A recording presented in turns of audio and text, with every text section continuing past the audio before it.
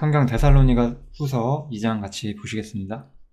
데살로니가 후서의 주제가 이제 재림 문제에서 어떤 데살로니가 성도들이 가지고 있던 좀 오해들, 잘못 이해하고 있던 것들을 정리를 해주는 게 목적이라서 특히 2장에서 좀 더 확실하게 정리를 해주죠. 한번 읽어볼게요. 이제 바울 사도가 너희에게 구하는 것이 있다라고 하면서 이야기를 해요. 첫 번째는 우리 주 예수 그리스도의 강림하심, 그리고 우리가 그 앞에 모임에 관하여 주님이 재림하시고 우리가 주님 앞으로 가게 되겠죠. 그때 혹 영어로나 말로나 혹 우리에게서 받았다 하는 편지로나 주의 날이 이르렀다고, 이미 여기 보시면 이미 주의 날이 이르렀다라고 주장하는 사람들이 있었다는 거예요. 주의 날이 이미 이르렀다, 이미 주님이 강림하셨다 라고 주장하는 사람들이 있었고, 여기서 좀 우리가 좀 재미있게 생각해 봐야 되는 것은 이들이 아무 근거 없이 이렇게 말하는 게 아니라 자기 딴에는 자신이 뭐 영으로 계시를 받았다는 둥, 혹은 말로 받았다는 둥, 혹은 편지로 받았다는 둥, 나름대로 근거를 제시를 해요. 그렇지만 항상 어떤 사람이 이렇게 말을 하는 거죠. 뭐 잘못된 이야기를 해요. 성경에서 보니까 뭐 어디서 들어보니까 이렇더라. 근데 그 사람이 어떠한 식으로 그걸 받았든지 간에 그게 중요한 게 아니에요. 어떻게 누구에게 받았느냐가 아니라 올바른 것이냐가 중요한 것이고, 우리에게 옳고 그름을 판단할 수 있는 기준은 오직 성경뿐이죠. 그래서 우리는 성경을 통해서 사람들이 하는 말, 교회 안에서 기독교 시스템 안에서 누군가가 하는 말을 분별을 해야만 하는 거죠. 그래서 여기서는 주님의 재림이 이미 임했다라고 주장하는 사람들이 있었어요. 그래서 데살로니가 성도들의 마음이 흔들렸고, 마음이 움직였다는 뜻이니까 마음이 흔들리고 불안해했다는 뜻이겠죠. 그래서 두려워하거나 하지 아니할 그것이라, 재림에 대한 오해 때문에 데살로니가 성도들의 신앙에 어떤 문제가 발생을 했던 것 같아요. 그런데 그것은 사실이 아니다라고 바울 사도가 이야기를 해주는 거죠. 주님의 재림 전에 어떤 일이 있을 것이다, 이것을 먼저 이야기를 해주는 거예요. 첫 번째로는 배도하는 일이 있을 것이다 라고 이야기를 하죠. 배도는 그러니까 진리가 거절되는 거예요. 우리가 그러면 이 시대도 이미 진리가 거절되고 있는 거 아니냐, 이렇게 생각하실 수 있는데, 여기서 배도는 좀 더 총체적인 모습을 상징을 하고, 어떤 기독교계조차 주님을 거부하는, 실제로는 그렇게 완전히 진리를 거부하는 시기로 나아가게 된다는 거죠. 이걸 제가 좀 보충을 좀 해볼게요. 우리 유다서에 보면은 좀 이 땅에서 악이 어떻게 발전하는지에 대해서 좀 중요한 세 가지 형태가 나오게 되거든요. 첫 번째로 가인의 길을 행하는 사람이 나오고, 그 다음에 발람의 어그러진 길을 가는 사람들이 나오고, 그 다음에 고라의 폐역을 쫓는 사람들이 나와요. 이 세 사람의 역사를 우리가 좀 봐야 돼요. 가인은 항상 자기 의를 가지고 하나님께 나아갔다가 거절당한 사람을 말하죠.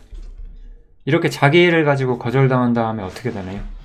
자기 의를 가지고 하나님께 나아갔다가 거절당한 사람은 진짜 성도들을 핍박하게 되죠. 그러니까 이런 거를 가장 많이 설명해주는 성경은 갈라디아서 같은 거예요. 그래서 이런 식으로 처음에 기독교 안에 악이 형성이 되죠.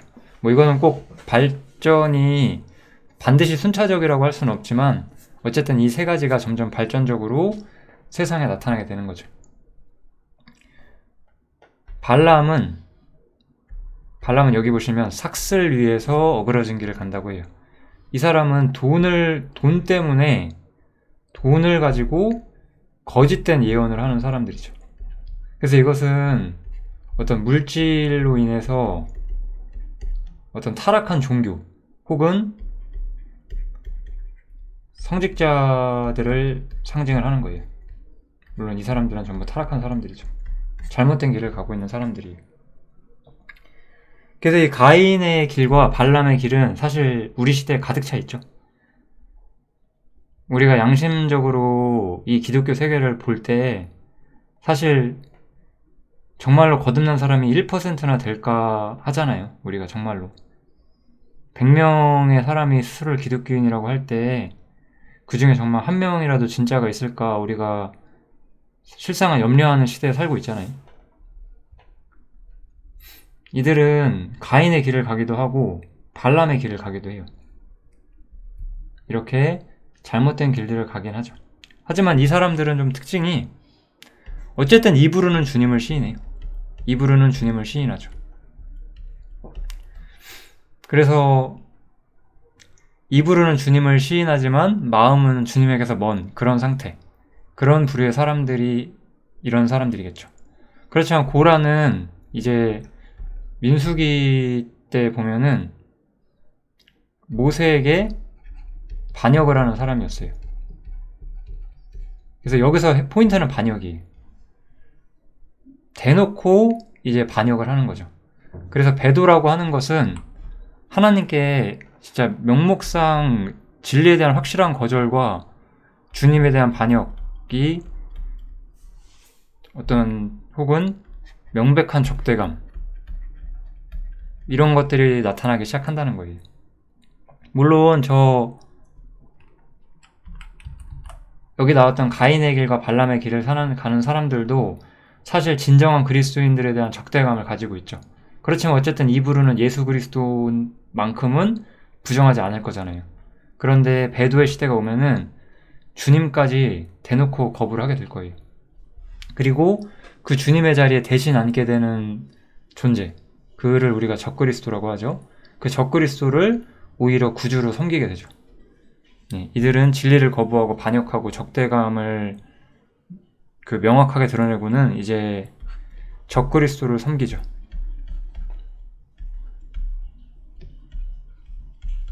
이렇게 명확한 악의 길이 나타나게 되는 거예요.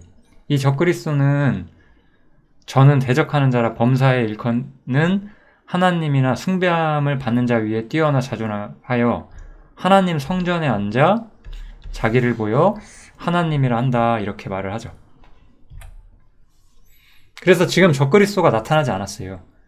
우리 이제 요한일서 같은 데 보면 이미 적그리스도가 나타났다라는 표현도 있는데 그거 이제 적그리스도의 세력과 그 역사가 이미 일어나고 있다라는 것이지 정말로 성경에서 말하는 단 한 명의 적그리스도, 그 사람이 왔다는 뜻은 아니에요. 왜냐면 지금도 우리가 이런 생각도 해볼 수 있어요.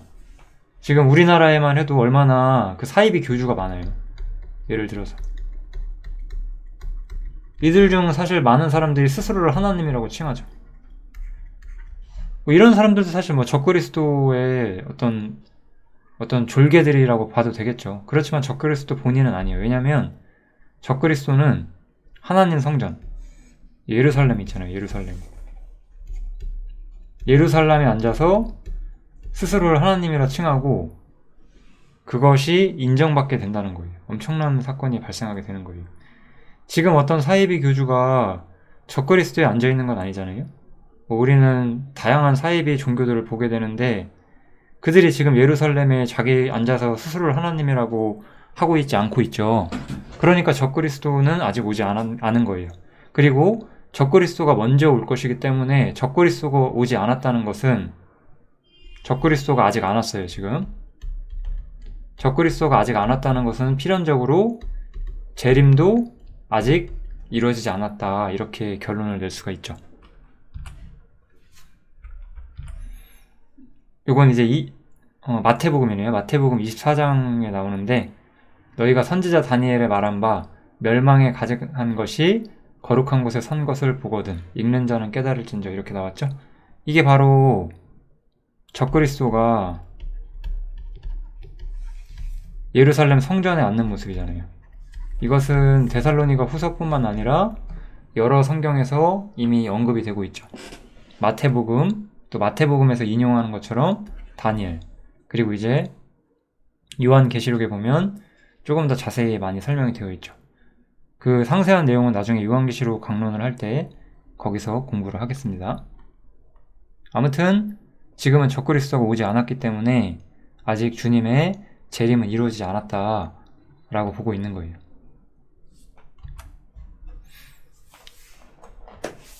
그러면 지금은 어떤 시대냐? 적그리스도가 오게 될 때 최종적인 악의 형태가 나타나게 되는 거죠. 이 반역, 배도, 이런 일들이 먼저 있을 것이에요. 그래서 이 반역, 그 다음에 적그리스도가 오게 되겠죠. 그러면 그렇게 될 때까지 사실 이 이전 시대에는 여기 보면 뭐라고 나와 있죠? 불법의 비밀이 이미 활동을 하고 있어요. 지금도 그래서 이 세상에 악이 가득하고 거짓이 가득해요. 왜냐하면 불법의 비밀은 이미 활동하고 있기 때문에. 우리는 불법의 비밀이 활동하는 이 시대의 어느 쯤을 지금 우리가 살고 있겠죠. 사실 매우 임박했겠죠. 우리는 마지막 시대에 살고 있는 것을 느낄 수 있으니까. 그래서 불법의 비밀이 이미 활동을 하고 있지만 지금 막는 자가 있어요. 아직 적그리스도가 못 오게끔 막는 자가 있어요. 이것은 우리가 문맥상 성령님이라는 것을 알 수가 있죠. 성령님이 교회를 데리고 휴거를 하게 되면 더 이상 이제 불법의 비밀을 막는 자가 없기 때문에 최종적인 악이 나타나게 될 거예요. 그래서 사실 불법의 비밀이 이미 활동하고 있고 공중재림이 휴거라고 쓸게요. 휴거가 먼저 있을 것이고 휴거 이후에 반역과 배도가 있을 것이고 적그리스도가 나타나게 되고 그 다음에 지상재림이 이렇게 발생을 하게 되겠죠. 이것이 요한계시록에 나오는 명확한 순서거든요. 그래서 지금은 불법의 비밀이 활동하고 있지만 명확한 반역이 나타나는 시대는 아니에요. 그래서 최종적인 악이 아직은 나타났다고 볼 수가 없죠. 지금은 교묘한 악이죠. 우리가 비성경적인 삶을 사는 기독교라고 하는 것은 최종적인 악이라고 할 수는 없고 그거는 그 불법의 비밀 가운데 사실 노출되었고 거기서 잘못된 신앙생활을 하는 상태라고 봐야 되겠죠. 그렇지만 이런 사람들은 나중에 주님이 오시게 될 때 결국은 진리를 저버리고 여전히 자신들이 올바른 신앙이라고 주장하면서 이 땅에서 예루살렘에 앉은 적그리스도를 그리스도라고 인정하게 되는 엄청난 잘못을 저지르게 될 거예요. 그러면 그들은 어찌할 수 없는 반역 상태가 되는 거고 심판에 들어갈 수밖에 없게 되는 거죠. 그것이 아마 우리가 미래에 대해서 볼 수 있는 정확한 메시지다 생각하실 수가 있겠습니다. 그때 그래서 불법한 자, 적그리스도죠. 이 사람이 나타나게 될 것인데 이 사람은 잠시간 활동을 하다가 예수님께서 오셔서 그를 죽이시고 패하시죠. 이렇게 주님께서 적그리스도를 패하시고 이제 만왕의 왕이 되실 거예요. 우리가 전체적인 정리를 좀 다 할 수가 있다고 보시겠습니다. 그래서 아직은 휴거도 이루어지지 않았고 지상재림도 당연히 이루어지지 않았어요. 아직 적그리스도나 배도하는 일도 없었고 그러니까 지금은 아직 이 재림에 대한 잘못된 가르침 때문에 마음이 두려워하고 그런 흔들리는 상황이 없어야 한다고 바울 사도가 우리에게 권면을 해주는 거죠. 적그리스도라는 건 무엇이냐? 지금 여기까지 이 이전까지의 성경은 어떤 시간적인 순서를 중심으로 아직은 적그리스도가 오지 않았고 오게 되면 어떻게 될 것이냐를 말했다고 한다면 여기는 이 적그리스도의 출현이 무엇이냐라는 것을 이야기를 하고 있는 거예요. 적그리스도와 주님이 나타나시는데 이것들이 가진 성격을 구분하는 거죠. 적그리스도, 악한 자의 임함은 뭐예요? 사단의 역사를 따라 모든 능력과 표적과 거짓 기적과 불의의 모든 속임으로 그러니까 이 적그리스도는 거짓 가운데 임하게 되고 누구에게 임하냐면 멸망하는 자들에게 임하는 거죠. 그리고 이 사람들은 그래서 진리의 사랑을 받지 않고 구원을 얻지 못하겠죠. 그렇지만 이제 주님, 우리들, 그리스도인들의 진정한 신앙, 재림에 대한 신앙은 반대죠. 우리는 진리 가운데서 영광을 가지고 오시는 주님을 보게 될 거고, 우리는 영원히 구원을 얻게 될 거잖아요. 그래서 이 지상재림 문제를 교회와 연결시키고자 하는 시도가 잘못된 것이라고 분명히 말을 하고 있거든요. 지상재림은 하나님을 믿지 않는 사람들을 심판하는 데 목적이 있는 거예요. 그러면 우리가 여기서 사실 개혁교회가 가진 오류들도 볼 수가 있죠. 제가 고린도 전서 할 때도 데살로니가 전서 할 때도 말했는데, 무천년설이라든지 이런 공중재림을 부인하는 그런 게 많아요. 그럼 공중재림을 부인하게 되면 교회가 환란에 들어간다라는 개념이 되게 되는데, 교회는 환란에 들어가지 않습니다. 이거 제가 데살로니가 전서할 때도 분명히 말씀을 드렸고, 왜냐면 적그리스도는 멸망하는 자들에게 임하는 거예요. 그래서 교회가 휴거된 이후에 이 멸망하는 자들에게 적그리스도가 임하고 주님께서 재림하셔서 이들의 세력을 다 심판하는 거. 이게 성경에 나오는 하나님의 계획인 거죠.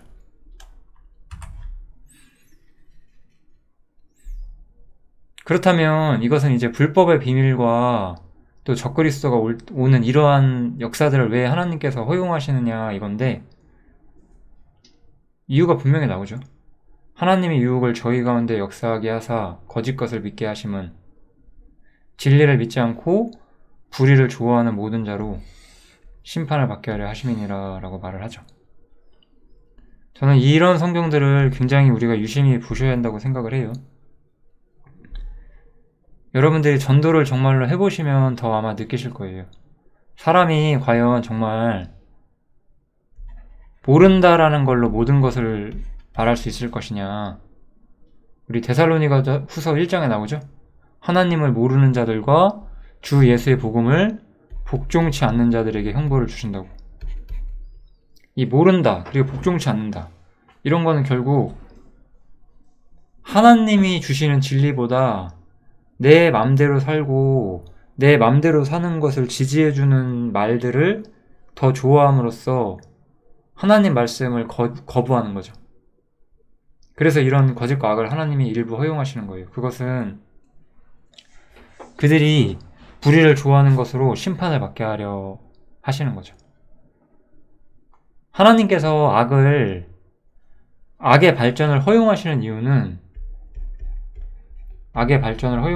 그거예요. 우리 한번 이런 생각을 한번 해볼게요. 여기에 사람이 있어요. 그런데 하나님께서 이렇게 하늘에서 구름 타고 영광 가운데 계세요. 그럼 사람이 하나님께 반역을 할 수 있을까요? 이 사람들은 반역 못하죠. 두려우니까 반역 못해요. 그런데 예수님의 모습으로, 아주 초라한 예수님의 모습으로 오셨을 때 사람들은 어떻게 했나요? 사람들은 예수님을 죽였죠. 주님께서 자신의 진정한 힘을 숨기셨을 때 사람은 하나님께 명확하게 반역을 행하고 하나님의 아들 예수 그리스도를 죽였어요.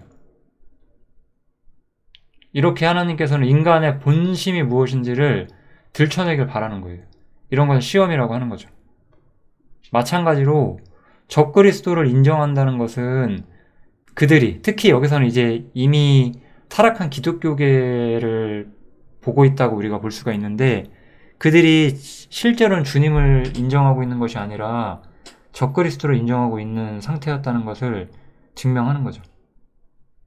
하나님께서는 이렇게 안 하셔도 하나님은 사람이 거짓됐다는 거 아실 거잖아요. 그런데 본인들이 스스로 알게 만드시고자 하는 것 같아요. 하나님이 때로 사람을 시험하는 이유는 하나님이 사람이 어떤지 몰라서 시험하는 게 아니고 사람이 자기 자신의 상태를 알게 하려고 시험하시는 거거든요. 그래서 내가 하나님을 그동안 믿는다고 했는데 내가 하나님이 아니라 적그리스도를 섬겼고 그것이 거짓 없이 하나님 앞에 다 드러나게 됐구나, 내가 핑계댈 수 없구나, 아마 그렇게 생각하면서 이들은 심판에 들어가게 될 거예요. 그것이 아마 거짓과 악이 허용되는 이유다. 이렇게 생각하시면 됩니다. 그래서 다시 한번 바울 사도는 말을 하죠. 주님, 적그리스도의 임함은 우리와 상관이 없다. 우리는 성령의 거룩하게 하심과 진리를 믿음으로 구원을 얻도록 부르심을 받았고, 이렇게 복음을 통해서 하나님께서 우리를 부르시고, 그것은 그리스도의 영광을 우리가 얻게 하려 함이다 라고 말하는 거죠. 이 마지막 때에 적그리스도가 아까 와서 이들은 불신자,